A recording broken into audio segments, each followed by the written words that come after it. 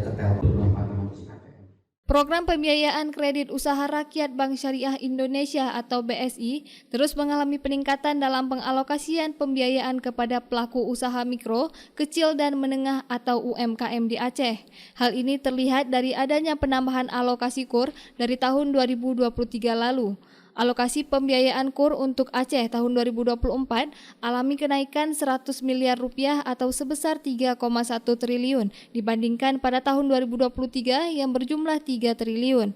Regional CEO BSI Aceh, Wisnu Sunandar dalam kegiatan Tarhib Ramadan 2024 dengan awak media mengatakan, tahun 2023 BSI Aceh menyalurkan pembiayaan KUR sebesar 3,5 triliun dengan penerima 51.735 pelaku usaha yang tersebar di 23 kabupaten kota di Aceh dan ini melebihi target yang dicanangkan 3 triliun.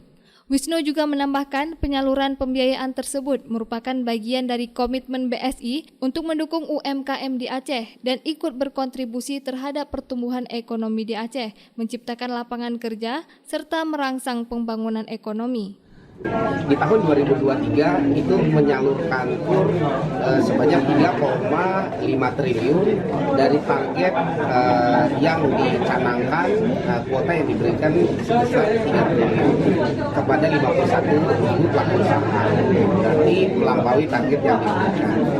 Dan tahun ini Bank Syariah Indonesia Region 1 Aceh ditambah lagi kuota KUR-nya 100 miliar jadi 3,1 triliun yang akan kita salurkan di tahun 2024. Tahun lalu itu ada 51.000 pelaku usaha, kemudian tahun sebelumnya ada 39.000, tahun sebelumnya lagi di tahun 2021 ada 30.000. Jadi kurang lebih ada sekitar 120.000 pelaku usaha di Aceh yang selama BSI hadir 3 tahun ini sekitar 120.000 pelaku usaha kita salurkan pembiayaan.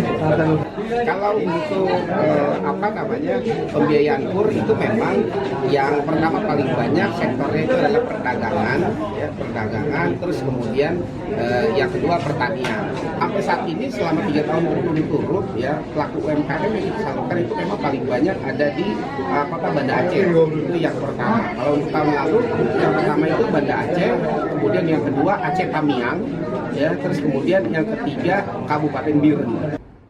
Dari Banda Aceh, Lala Nurmala melaporkan untuk Puja TV Aceh.